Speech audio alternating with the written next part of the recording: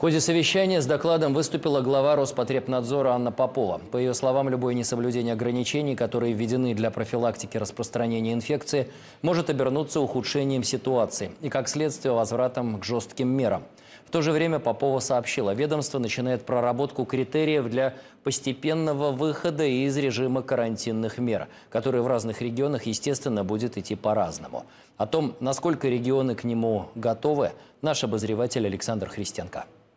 Губернаторы от Калининграда до Чукотки, министры и сам президент крайне внимательно слушают доклад главы Роспотребнадзора Анны Поповой. У нее самая последняя информация о ситуации с пандемией в стране и расчеты экспертов. По числу заразившихся с коронавирусом Россия далеко не в первой двадцатке, занимает почти 50-е место в мире с показателем 63,7 на 100 тысяч жителей. Темп прироста числа инфицированных в России за прошедший месяц снизился в 3,5 раза. Самоизоляция работает. Но есть и тревожные цифры. Нарушение населением режима самоизоляции буквально чуть больше недели назад в Северной Осетии и Алании отбросило эту республику со следующими показателями. Если в среднем темп прироста за неделю на предыдущих периодах был 17%, то вот за этот период, за эти дни он составляет уже 37%. Значимое ухудшение эпидситуации. Мы направили туда специализированную бригаду противочумного института, чтобы помочь разобраться. Сорвались и жители Новосибирской области. Собирались компаниями, и в итоге темп прироста инфицированных в регионе вырос в 2 раза.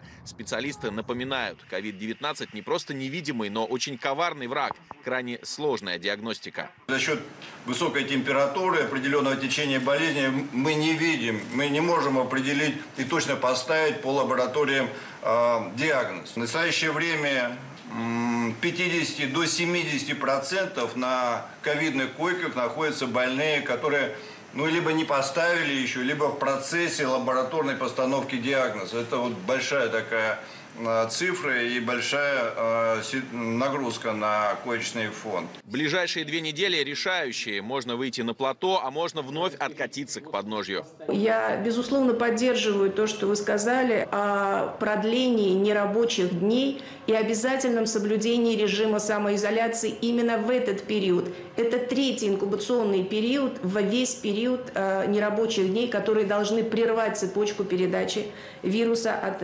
людей. Любое отклонение приведет к точке, откуда мы вышли, к возврату к жестким режимам. Несоблюдение одним из 100 может подвести и подвергнуть риску 100 человек. Вот этого очень бы хотелось избежать. И вот что на практике. Возникают очаги заражения, там, где люди очень тесно общаются. На одной из наших строительных площадок подтвердилось, появился у нас так небольшой очаг, 36 человек инфицированных. Это практически столько, сколько за все 2 месяца в предыдущий период. Поэтому наши мощности развернутые дополнительно не оправданы. Естественно, там легкое бессимптомное проявление, но тем не менее все подтвердившиеся строители госпитализированы. Очаг обсервирован, все под наблюдением, все под контролем. В Мурманской области, в вахтовом городке села Белокаменка, 807 больных коронавирусом. И это более 80% от общего количества зараженных в регионе. То есть инфекцию не выпустили за пределы очага. И губернатор просит учитывать эту специфику при оценке ситуации в целом. Еще 2 недели надо побыть в режиме таких ограничительных мер. И после, с учетом тех критериев, которые сегодня вырабатываются, уже посмотреть и дать возможность снять этих доп. Ограничений. По ограничительным мерам, это остается в сфере ваших полномочий, согласуйте эти действия с главным санитарным врачом региона, и все, здесь никаких проблем не будет. Ну а Анна Юрьевна услышала то, что вы сказали, и при отработке общих мер, конечно, это будет учитываться. В России развернута широкая сеть из 506 лабораторий. Прямой эффект их работы – выявление инфицированных без симптомов. Если в начале месяца в структуре заболевших таких было не больше 20%, то сегодня удается вычислить более 45%. Сегодня в арсенале лабораторий диагностической службы уже более 18 тест-систем.